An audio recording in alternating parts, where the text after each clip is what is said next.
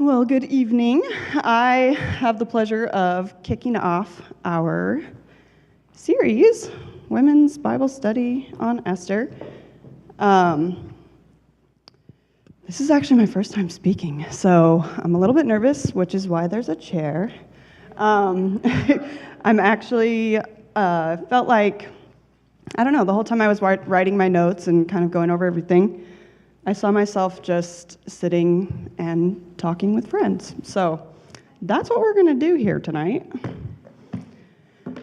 If you'll just pray with me real quick. God, I just thank you for this group of ladies and their desire to seek your heart and to know more about you and who you are. God, I just pray for grace in this room, and that you would help me to speak clearly and be able to connect maybe some dots tonight for someone. Just thank you for that, God. In Jesus' name, amen. All right, so I get to start with Esther 1 and 2, and I didn't know you guys were all going to read it ahead of time, so we're actually going to go through it a little bit, which is just great. I don't know about you guys. I actually grew up in the VeggieTale era, and so my first thought about speaking on Esther was actually this scene from VeggieTales, and it's in the middle of the night, and the king yells, he beckons the queen to come to him because he wants her to make him a sandwich in the middle of the night. And that ended up being enough for her to lose her crown because she didn't want to make him a sandwich, and she was like, he can make his own sandwich. So I don't know about you, but with some of these stories I learned in childhood, they kind of still feel like a childhood story, like VeggieTales. Like, yeah, we all know Esther. Like, I probably knew about Esther in the womb. Like, what are we going to learn new about Esther? And then I started reading Esther and actually digging into it and finding out what certain words meant and what this era was and everything. So I can just warn you right now, if your idea of Esther was VeggieTales, you're gonna get a little shook tonight. So we're actually going to start in Esther, verse 1 through 4. Now, in the days of Ahasuerus, the Ahasuerus who reigned from India to Ethiopia, that's a big span of land, if you didn't know, over 127 provinces. In those days, when King Ahasuerus sat on his royal throne in Susa, the citadel, in the 3rd year of his reign, he gave a feast for all of his officials and servants. The army of Persia and Media, the nobles and governors of the provinces were before him, while he showed his riches and his royal glory and splendor and pomp of his greatness for many days, 180 days. And sometimes we're going to talk about that real quick. It's easy to read 180 days and still think it's a short time because it says days at the end of it. But 180 days is actually just shy of 6 months. So, I don't know about you, but I've never partied for 6 months away from my family, away from my husband, my children, my work, responsibilities. That's basically what he did. He took all of his leaders and threw this huge party just to show off all of his greatness. And it had to be better than any other party from any other king before him, because that's what the whole culture was about, was outdoing the last guy.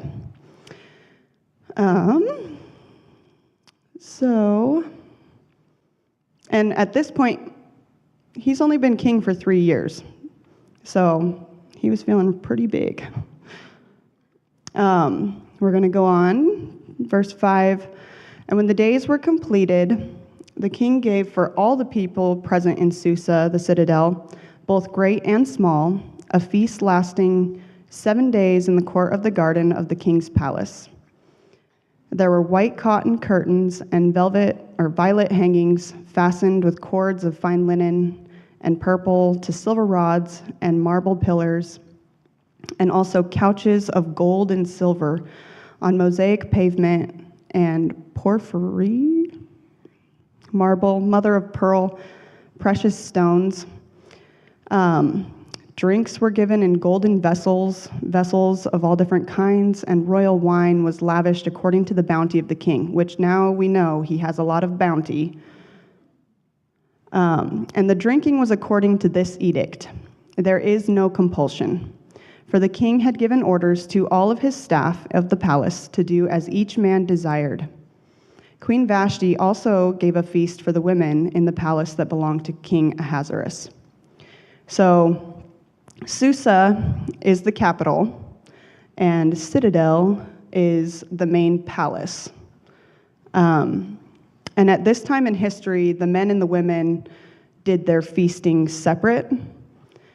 It says that the women were in the palace, and the king and his men were out in the courtyards and in the gardens.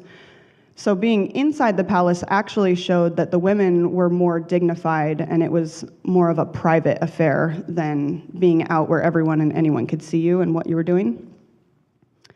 There is no compulsion meant that nobody was forcing you, but there were no limits. So open bar on the king's dime. I mean, nobody's forcing you to drink, but it's available. And then what else was on here? Oh yeah, so all of the staff. That included the male and female servants, and then all of the women of the king's harem. So they're here 6 months, and then this extra 7-day party for everyone with unlimited alcohol and access to all of the sex slaves. And each of the servants were ordered to do as each man desired. And that word desired, the root word of it, means what the heart was set on having or doing, whether it was good or evil. And I don't know about you, but so far this doesn't seem like a recipe for good. Unlimited alcohol, huge party, and the atmosphere that was set was showing off how powerful you are. Also, I don't know if you guys have heard of Xerxes, but Ahasuerus is King Xerxes. They are one and the same. So if you've seen anything with Xerxes in it, he referred to himself as the God King, and he thought that he was a god. Let's move on a little bit here. On the 7th day, when the heart of the king was merry with wine, he commanded these guys whose name I'm going to butcher, so I'm not even going to try. They were the 7 eunuchs who served in the presence of the king to bring Vashti before him with the royal crown in order to show the people and the princes her beauty, for she was lovely to look at. But Queen Vashti refused to come to the king's command delivered by the eunuchs. And at this, the king became enraged, and his anger burned within him. So here we are, 6 months of partying and feasting, doing unspeakable things, and then it ends out with the big 7-day party that included anyone and everyone that was in the palace or around. And the king is feeling good on wine, aka he's drunk, and he has a great idea.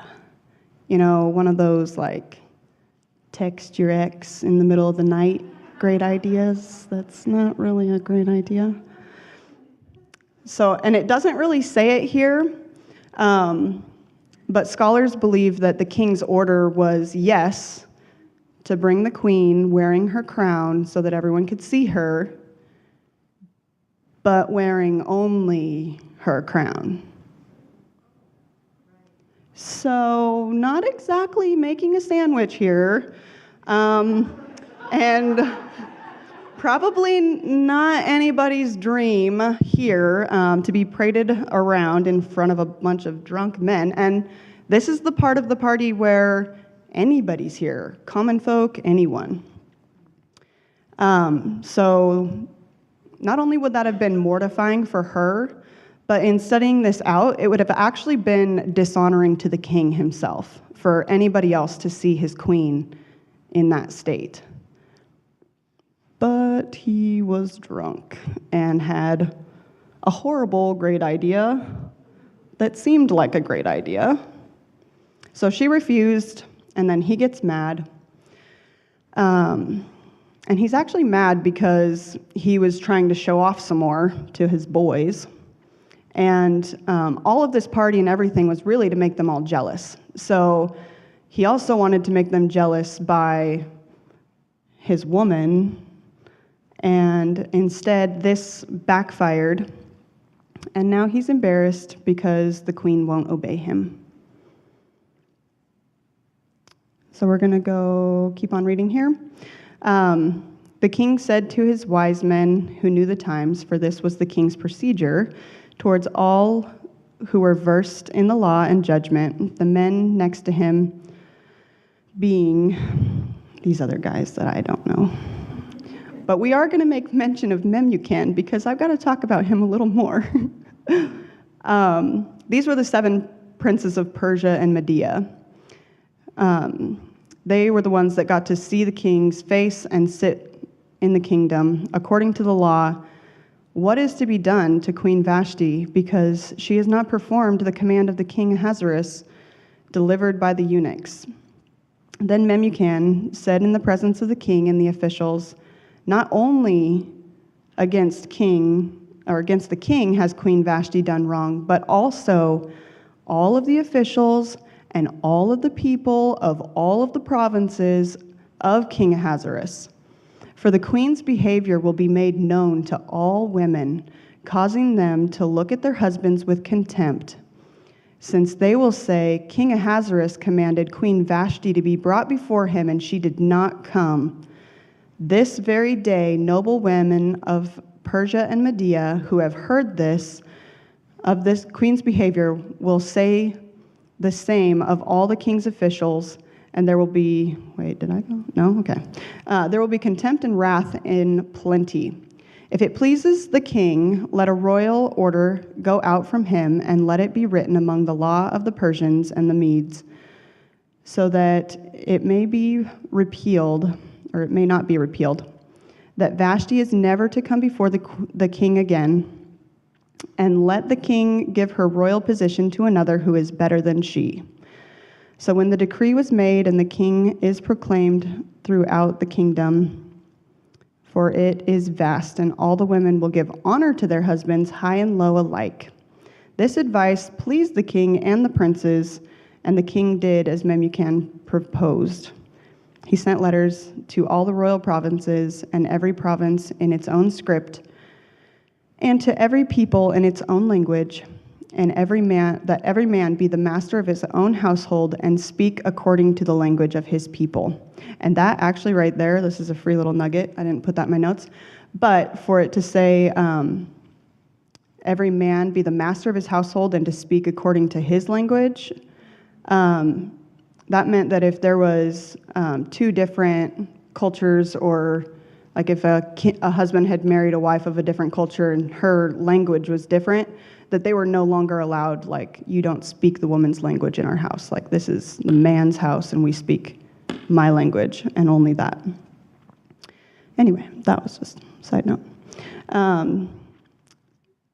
So the king, feeling mad and embarrassed, gathered up his homeboys, went to the man cave to get some advice, and that's what just happened there. It was, one, they didn't have a law for this situation, because 2, there was never a time, place, or reason for this to have ever occurred.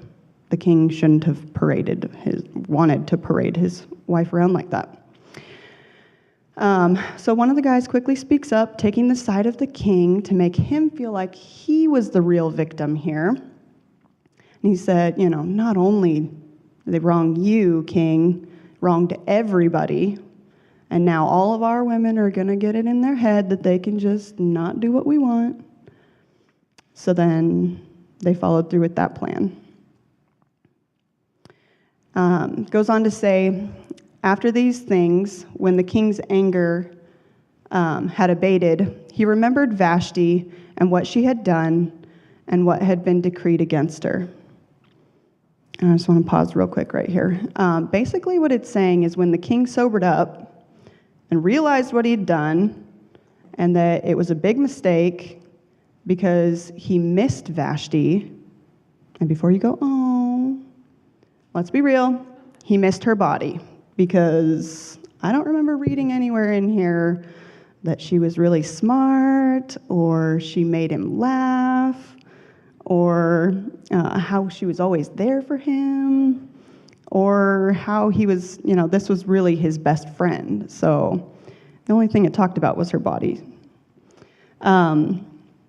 The king's young men who attended him said, "Let beautiful virgins be sought out for the king, and let the king appoint officers in all the provinces of his kingdom to gather all beautiful young virgins to him, to the harem in Susa, the citadel, under custody of Haggai, the king's eunuch, who was in charge of all the women.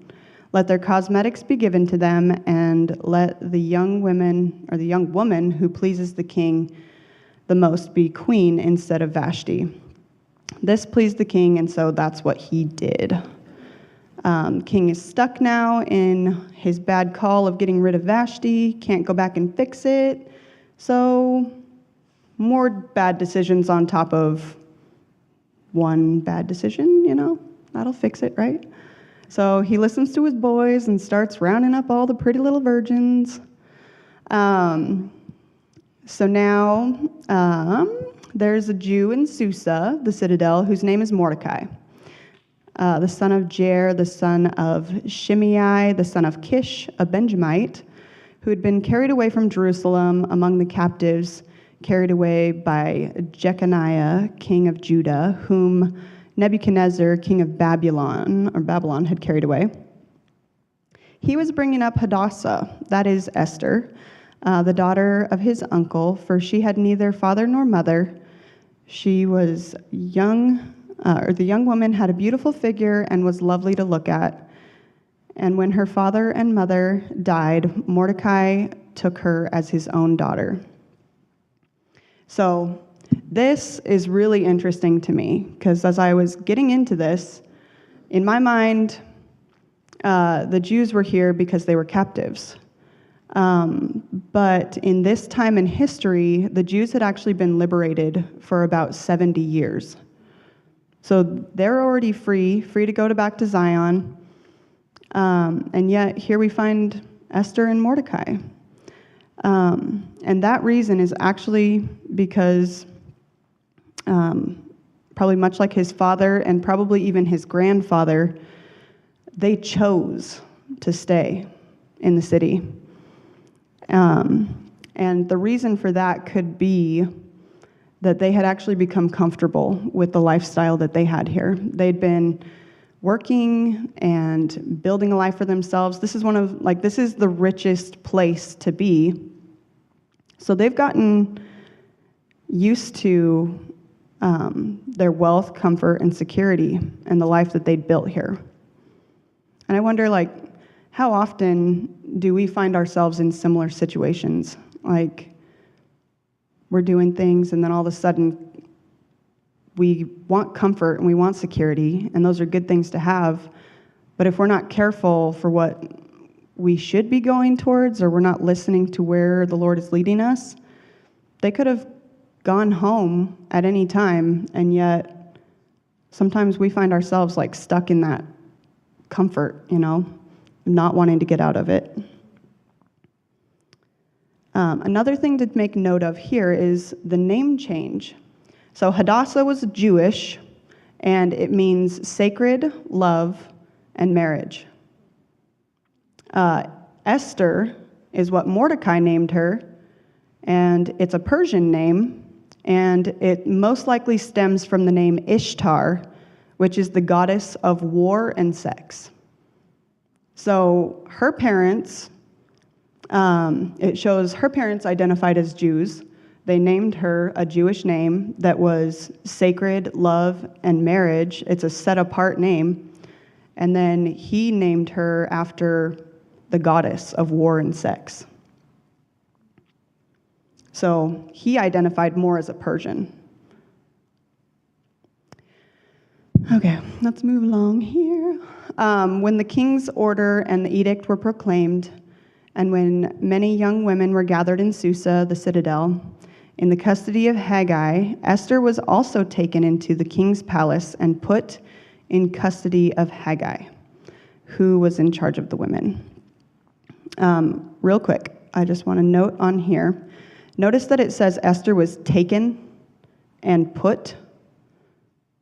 That means that Mordecai placed her there himself. And he may have done that out of fear, or he may have done it out of hope that she would have been chosen. We're not sure. The young woman pleased Haggai and won his favor. He quickly provided her with her cosmetics and her portion of food, and 7 chosen young women from the king's palace, and advanced her and her young women to the best place in the harem. Esther had not made known her kindred, for Mordecai had commanded her not to make it known. And every day Mordecai walked in front of the court of the harem to learn how Esther was and what was happening to her. So he also told her not to reveal her background, for at that time, even though they weren't slaves, the Jews were actually not favored. And it may have been enough for the king to not choose her if he had known her Jewish name and heritage. This next part, there's only really a couple things here. I'm going to kind of skip through this for sake of time. But I did want to highlight, so it came time for the women to go in with the king. She was given whatever she desired to take with her from the harem into the king's palace. She'd go in one way in the evening, go out another in the morning, and then she'd be put into the custody of a different eunuch who was in charge of the concubines. So this part, she would not go into the king again unless he delighted in her and he summoned her by name. And then when it was Esther's turn to go in, she asked for nothing except what Haggai, the king's eunuch, who was in charge of the women, advised. So Esther was winning favor with everyone who saw her. And then when she was taken into King Ahasuerus, she pleased him more than any of the other women, and he made her the queen. We know that part. I thought it was interesting that Esther won favor with Haggai, with all the women of the harem, and then eventually the king. Won means that she did something to get it, where I always grew up thinking that she had supernatural favor and grace on her life. We don't know what she did to win it. She may have been kind, or she may have been manipulative. But the only description it gives us is that she had a beautiful figure and was lovely to look at.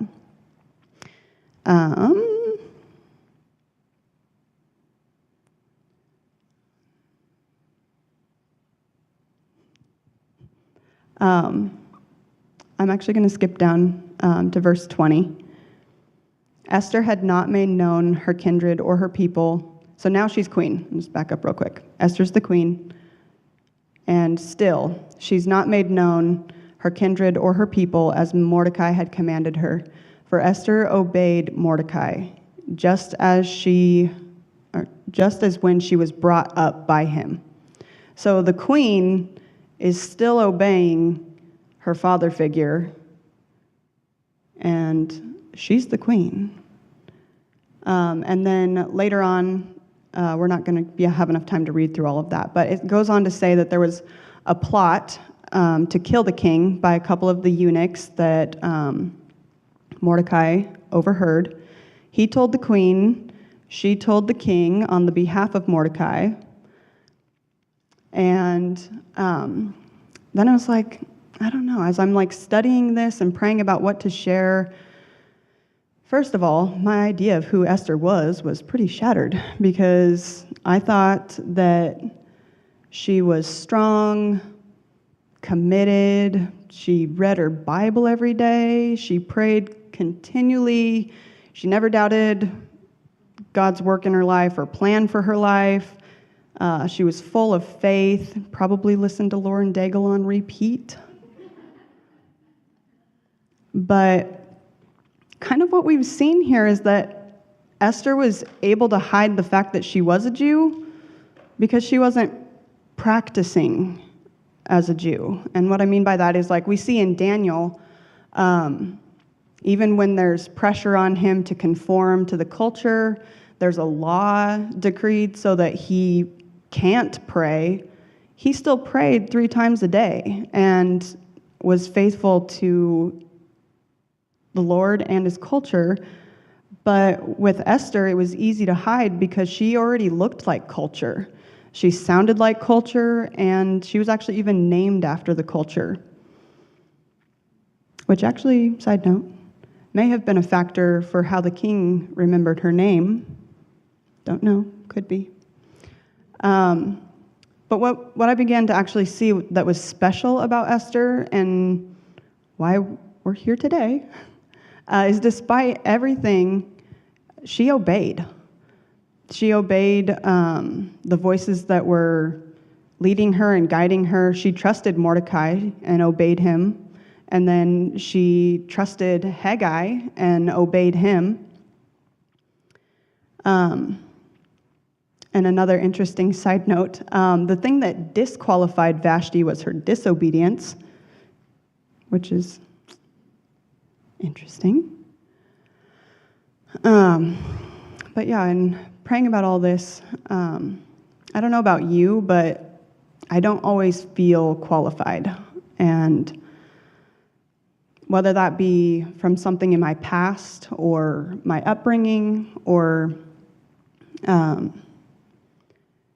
things that were done to me that shaped me, or even choices that I make for myself. We're often quick to disqualify ourselves because we think that God is looking for like super Christians that get everything right and look right, they have it all together, their kids are amazing. Actually, what God's looking for is simple obedience. And in that gives me hope.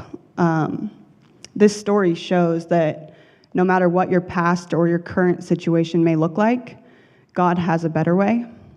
And he's already working on your behalf. What he's looking for is a yes. Simple obedience. It doesn't have to be complicated or unattainable or some huge process. It's simply hearing the word and doing it, and that's it. And it's one step at a time.